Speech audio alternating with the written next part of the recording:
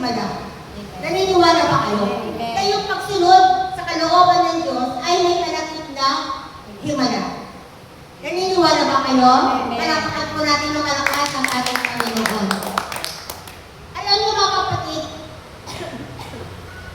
bakit ko nasabi na mayroong himala na magaganap kapag tayo po ay sumusunod sa kalooban ng Diyos? Dito po sa ating Ebanghelyo, isang araw nga, di ba, nagyaya si Simon Pedro sa kanyang mga kasama, mangingisda. Sabi niya, mangingisda ako. Tapos, nagkayaya sila, magkakasama. Nagkayaya sila at sumama kay Simon Pedro, yung mga kasama niya talaga. At sino nga po ay pumayo. Sumakay sila ng bangka. Nang gabi na yun, ay wala silang nahuli. Kaya bigong-bigo sila. Hindi nila inaasahan na yung gabi yun ay makakahuli sila ng isda. Malungkot sila dahil wala silang nahuli. Pero nung magpupok ang liwayway na, tumayo ang ating Panginoon sa may pangpang.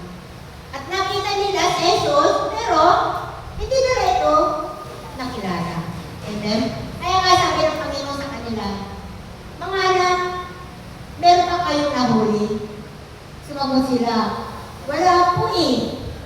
Sabi nila, wala po eh. As in, wala talaga. Zero sila. Amen? Kaya inutos sa kanila ng Panginoon. Inutos sa kanila ng Panginoon. Sabi ng Panginoon, sige, ihulog ninyo ng mga lambat sa gawing kanan at makahuhuli kayo. Amen. Pero doon sa salita ng ating Panginoon, agad-agad sumunod ang mga alagad na bagamat hindi nila kilala kung sino yung naunang utos sa kanila na ihulog ninyo ang inyong lambat at makakahuli kayo. Amen. Sumunod sila, walang pagkaalinlangan. Amen? At doon sa pagsunod nila, dapat magreklamo sila eh. Wala nga kaming nahuli. Tapos sasabihin mo sa amin na iuhulog natin ang lapat isa lang ang lugar. Amen? Pero wala silang sinabi. Wala silang nasabi. Kundi pagkos, agad-agad, tumalima. Amen? Tumalima sila sa pinuputo sa kanila ng Panginoon. Sumunod sila nang hindi nag-aalinlangan. Sumunod sila nang may pagtitiwala. Nanalig sila na pagkabat hindi nila kilala yung kayo. Sino ba yung tao na yun nag-utos sa atin? Dapat gano'n ang isip nila eh. Pero wala eh. Hindi nila iniisip ko. Kundi tapos agad-agad sumunod sila. Amen? Nung oras na yun, nagulat sila. Nagulat sila. Amen? Sapagkat yung lambat na inuhulog nila ay napakaraming nahuli. At malalaking isda pa ang nahuli nila. Amen? At ang bilang ng mga isda na iyon na malalaki ay 153 na mga isda.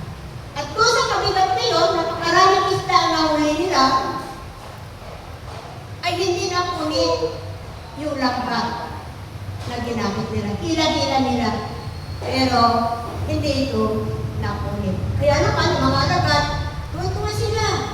Siyempre, napakarami nilang huli. Hindi nila akalain. Nasurpresa sila sa paghuhuli nila ng mga isda. Sa patong araw na yun, o gabi na yun, ay gano'n na lamang karami ang kanilang nahuli. Bakit?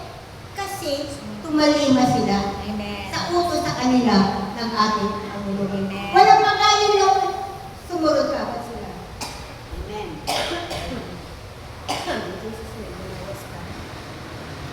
Sumunod agad sila at yun ang himala na nangyari sa mga alagad ng ating Panginoon. Amen? Palakpakan po natin ng malakas ang ating Panginoon. Woo! Praise Yahweh! Praise Yahweh! Hallelujah! Hallelujah! Yun yung himala na nangyari sa mga alagad. Kasi sumunod sila sa pinapuputos ng ating Panginoon. Mga kapatid, yung pagsunod sa